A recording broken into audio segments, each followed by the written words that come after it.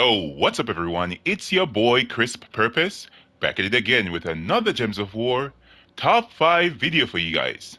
So in this one, we're gonna be looking at the top 5 underrated legendary troops. Now let's go over it. So number 5 on the list is Bunny Nog. Now this troop right here is a really powerful troop. The Bunny Nog is a beast wild folk from Pan's Vale. It actually has a 14 mana cost of brown and purple. For his spell, Bunny Nog as Death Awaits. Deal 51 damage to an enemy. If the enemy is a knight, deal double damage. And there's a 50% chance to devour knights. Now, this right here is a brilliant knight counter. For one, that spell is pretty cool. You have a chance of devouring them, and if not, you'll deal double damage. Along with that, the Bunny Nog has, for its traits, Thick Hide, reduce damage from skulls by 20%. Fast, it starts battles with 50% mana.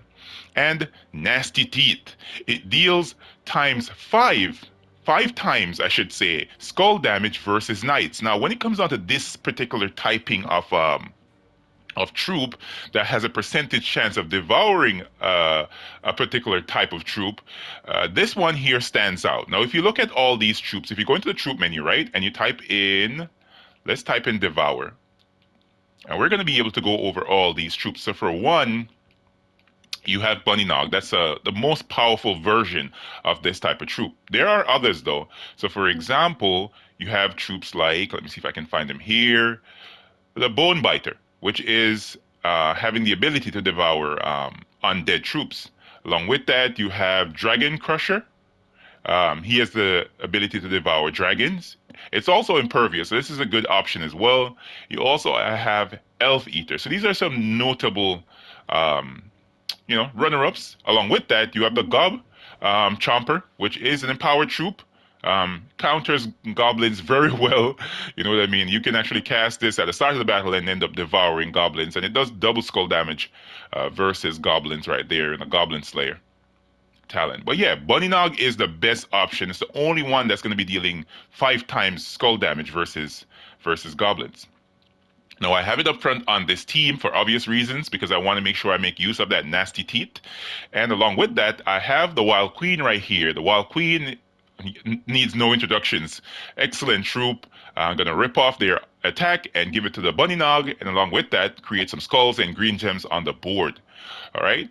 And I'm using here for the weapon for the hero, I'm using the Tooth of the Wild. This is going to be very useful on this team because for one, it has a Leaf Storm and it grants a status effect to both those Wild Folk troops. I should say Pan's Vale Wild Folk troops. So this is a Wild Folk. This is a Wild Folk. This grants status effects to, sorry, not Pan's Vale, but only Wild Folk allies. A particular status effect to Wild Folk allies. And if indeed I lose my Bunny Nog up front, I'm able to resummon a troop into that slot. Leprechaun is there for fast mana, and the banner that I'm using here is the Mushroom banner from the Amanitax Kingdom. It's a +2 green, +1 brown, minusing red banner. And the class, I should say, I'm using the Archer Hero class here for the Leaf Storm for one, and also for the Root Trap and the Hunter's Mark. So not only will the Bunny Nog be doing ×5 skull damage, but that double skull damage, you're going to make every single skull taken here in Sword's Edge particularly extremely powerful. For one, Sword's Edge has the highest concentration of knights in the game, so no if much buts or maybes about the damage that my Bunny Nog is going to be doing. 2 knights are going to be on that team right there. So yeah, let's hop into battle number 1 and let's see how it works out. Let's go ahead and cast our Leprechaun. There we go. We got the Wild Queen powered up. Let's see if we can get a Devour on one of these knights. There we go, baby. You got a Devour. And let's kill them out. And we can just take skulls from here. They can't survive from these. We got skull hit, but there we go. And that was how easy it was. If you use Bunny Nog on this team with the Wild Queen, it is an amazing team setup. Of course, you have to have the Wild Queen. If you want as well, you can switch this off for any other massive skull generating troop that you have. Preferably something that synergizes well with green. to get your wild queen. Sorry, you don't have to use green, I should say. You can use whatever you prefer. Something that's going to be spamming skulls, and then you can easily get spell ready. So yeah, that is the options. You can work the team around with whatever you prefer, but preferably something that's spamming skulls. All right, so that was number 5 on the list. Let's move on to the number 4 spot on the list for the most underrated legendary troops. Top 5. Let's go. Number 4 is the Great Maw. Now, you guys have seen me use the Great Maw a number of different times in a number of different videos and live streams. I really like this troop right here, but I don't understand why people are not giving the Great Maw the shine it deserves, particularly for low-level players. So for low-level players right here, you want a chance of devouring 100% chance? Here you go. You have the Great Maw. So the Great Maw is a monster troop. You get this from Drifting Sands. It's a Drifting Sands troop. So when the Drifting Sands comes around and you want a really high chance of getting it, use your event keys and pull out a copy of this troop right here. Now the Great Maw has a 24 mana cost, pretty high on the higher side, but it's blue. It's brown and yellow. So you should be able to get this troop spell ready pretty easily because there are a number of different classes that are going to be having a yellow storm. A number of different classes are going to be having a brown storm. Along with that, for his spell, the Great Maw has Sandstorm. Devour an enemy, create 8 yellow and 8 brown gems. Can only be cast once though. That's why I think many persons might not be paying much attention to this troop. Now, along with that, for its traits, the Great Maw has Frenzy. It will gain 1 attack when taking damage. Huge, it gains 2 life on 4 or 5 gem matches. And along with that, for its final trait, it actually has Hunger. It gains 2 to all skills on skull gem matches. Now, when you match skulls, you're going to be gaining 2 to all skills. Now, even if you catch that Devour and you gain all the enemy's attack, life, and armor, you're going to be gaining more stats as you match skulls on the board. Now, for the class right here, I just want to point out that I'm using the Monster Hero class because this synergizes very well with the Great Maw because of monstrous skin. So the final trait on the Dervish Hero class, which is the Monster class, you will be giving all monsters 2 to all skill points on 4 or 5 gem matches. So you see right there, while matching skulls, while getting 4 plus gem matches, my Great Maw is going to be getting powered up more and more and more. Now for the talents here, I have Hunt Set, which is Hunter's Marker enemy on 4 or 5 of a kind. Along with that, I have Wind Speed allied. All yellow allies should say start battles with 10% mana. So that's going to work out well to give my Great Maw a little bit faster start. Along with that as well, I have Storm Aura. I'm going to be creating a creating a dust storm at the start of battle. Along with that, I have Gale Force because, as I said before, I'm using the Great Maw. He uses yellow, so this is going to be giving him 2 attack, Lightning Strike, and of course, Lord of Storms, which is not very important. You can set whatever you prefer on the final trait of Dervish. It's not very powerful. I have the weapon here of the Essence of Evil, but you can actually go ahead and switch this out for a more potent weapon, which might mana generate for your entire team as well. So if you go to Hammer, you can just go ahead and grab the Mountain Crusher, right? Because the Great Maw is going to be putting brown on the board after you cast it, and that's going to power up your Mountain Crusher, and you can work it from there. If you want, you can use a Titan Hero class as well, or you can go ahead and use the Elementalist Hero class, or whatever Baryon Brown Hero class, maybe something that has a Brown Storm. You can use any of those classes. Our main damage dealer here is going to be the Lord of Slaughter. Why? He's going to be converting brown gems into Doom Skulls, and along with that, he's going to be creating 6 brown gems, death marking enemies, bleeding enemies, a whole lot of good stuff on this team setup right here. Now, preferably on the team, I tend to want to put the hero below the Lord of Slaughter because of his second trait, the Song of Doom.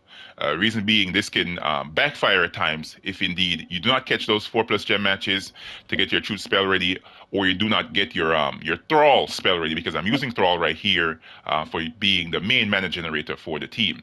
So the banner that I'm using here is the Silver banner from the Silver Necropolis faction. This is a +2 purple, +1 brown, minusing blue banner.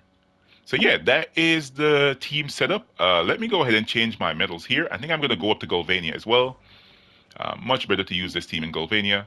And let me change my medals real fast. Let's go over. Let's get pure magic for this team.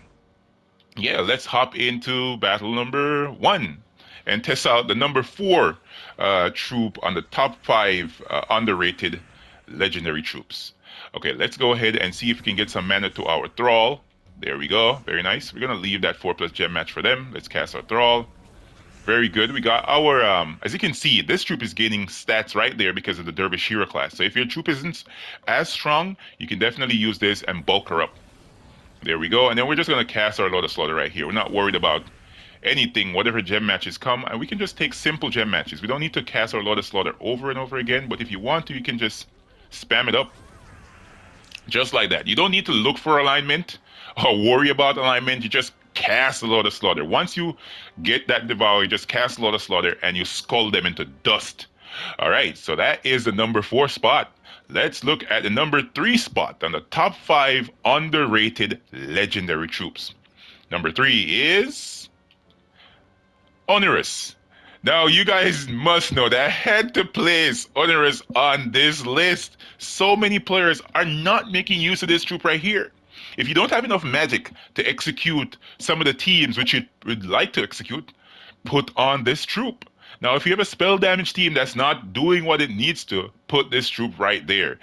Oniras is a Divinian Fields legendary troop. It's a Daemon Centaur, right? It has a 16 mana cost, which is pretty low. We just looked at a legendary troop, the Great Maw, that had a 24 mana cost. This has a 16 mana cost, right? And it uses red and purple mana. Now, Oniras has for his spell, Night Terror. He will drain 7 mana from all enemies and inflict Fear Fire and burn them. Then he will summon 1 to 3 nightmares. Along with that, his traits are solid.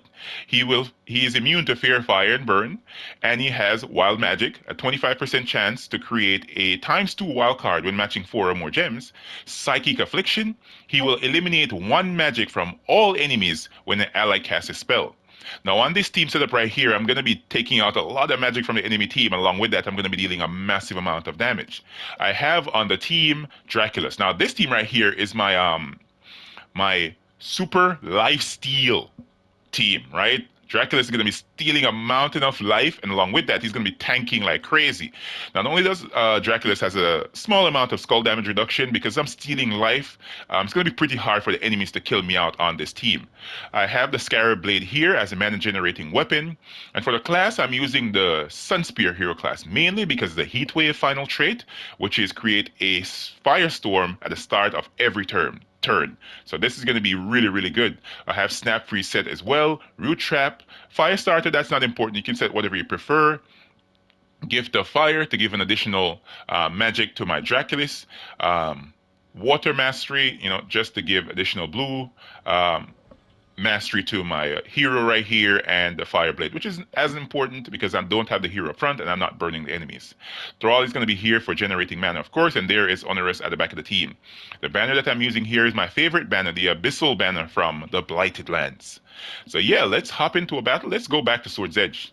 This is the preferred place to use Oniras, particularly because of his spell Fear, Fire, and Burn. There are a number of different troops, a number of different kingdoms that can avoid this. But either way, even if you have a few troops on a team that can avoid this, overall, the mana draining is very powerful. And along with that, the resummoning is very powerful as well, just in case you lose any troops. Yeah, so let's hop into this battle and see how it works out. This is number 3 spot, guys. Tell me what you think in the description, in the comment section about this particular troop. So let's get some mana to our Thrall. There we go. All right, let's cast our Thrall. There we go. We got all our troops spell ready. Let's mana drain, burn them, Fear Fire. All right, let's match this red. Want to make sure. All right, there we go. Let's hit them up real fast. Now let's get our Thrall powered up again. Let's mana drain them again, and then we're gonna kill them out. Yup, baby. That is super easy. That would not have been possible from a 2 cast of Draculus regularly without having my Oniras on the team. Oniras is what makes this work. Without it, it would never work. So that was the number 3 slot. What is the number 2 slot on the top 5 most underrated legendary troops? Let's take a look. The number 2 spot is Borealis. Now, Borealis should be a must-use for every low-level player. Specifically if you don't have your Fireblade classes leveled. If you don't have your Fireblade classes leveled all the way to 100 and you want to do some type of triple damage to enemy troops, this is an excellent troop right here. So Borealis is a Glacial Peaks Dragon. It has a 14 mana cost, so pretty low. It uses blue and yellow mana. Now Borealis has for a spell Blizzard. He will freeze all enemies, and then he will deal 74 damage to the weakest enemy. Now, along with that, this is where the Borealis shines. He is insulated for sure, so he's immune to frozen. Along with that, he has ice armor, reduce damage from skulls by 65%. That is a huge amount of skull damage reduction. Along with that, his final trait is the most powerful thing, Icy Cloak. He deals triple skull damage versus frozen enemies. Right? So this is going to be a really good troop to use. Reason why I mentioned that as well, if you use the Elementalist hero class with this, it makes it very easy to execute a triple damage skull team with the Elementalist hero class, because the Elementalist hero class has freeze. So it will freeze a random enemy when matching 4 or more gems, and it's going to entangle them and stun them and all the good stuff. You know what I mean? So I'm using this here with the Archer Hero class. I have Box Rider on the team. Along with that, Borealis is going to be up front because I want to make use of that triple damage to frozen enemies. Zul'Gott is going to be on the team as well for killing out enemies and freezing them and burning them, you know what I mean, and creating those skulls to make sure I hit really, really hard. Along with that as well, I have the Doomed Club right here. This is going to be converting green gems to Doom Skulls and dealing about 54 AoE damage to the entire enemy team, plus 1 per tempering level, I should say. The class I'm using here is the Archer class again, specifically because of the fast, the Hunter's Mark, and along with that, the Root Trap and the Nature's Aura. That's the reasons that I'm using the Archer Hero class on this team. The banner that I'm using here is the Maze banner from the Labyrinth faction, plus 2 green, plus 1 red, minusing purple banner. All right, so for this team, I tend to prefer to use this in Golvania. So these are my 2 usual farming kingdoms, Golvania, Sword's Edge. Golvania, Sword's Edge. All right, so yeah, let's see if we can make use of this real fast. Let's check our medals. Yep, we're using pure magic because I want to give my Box Rider the maximum gem destruction on this team. So let's hop into this battle. Let's see how it works out for us. All right, so we don't have much green at the start. Let's see if we can match some gems. There we got our Box Rider powered up. And we just need to get all our troops spell ready, and then we're going to cast our Zul'Gott. There we go, Zul'Gott's powered up. Now let's kill this troop right here. Their Borealis is set and ready to go. Can we convert some green gems? Let's go. Big hits. Very nice. Let's hit that one up as well. And one more. Goodbye. Yeah. Very simple team to execute. Of course, you have to have your Zul'Gott on this team. If you want, you can structure this team the same as I did with the team for the Bunny Dog. You can place in the Wild Queen for stealing attacks from the enemies, giving it to Borealis. And from there, you just need to use the Elementalist hero class, you know what I mean, for freezing and stunning.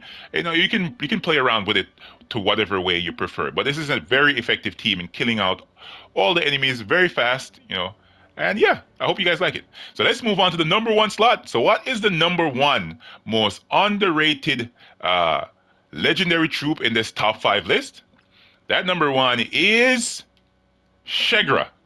I am going to concede on this one. For a while, I wasn't using this troop. Until when I started to do my YouTube videos, I really wanted to look into something that was an alternative from Zul'Gott, right? For executing a triple damage burning team that was super fast, and it just worked no matter what. You just cast it and you just run with the team. And I decided I stumbled across Shagra, and it was a super old troop at that particular time. And I was wondering, why aren't players using Shagra in a team, right? If you don't have Zul'Gott, Shagra is a great alternative for executing a triple damage burning team.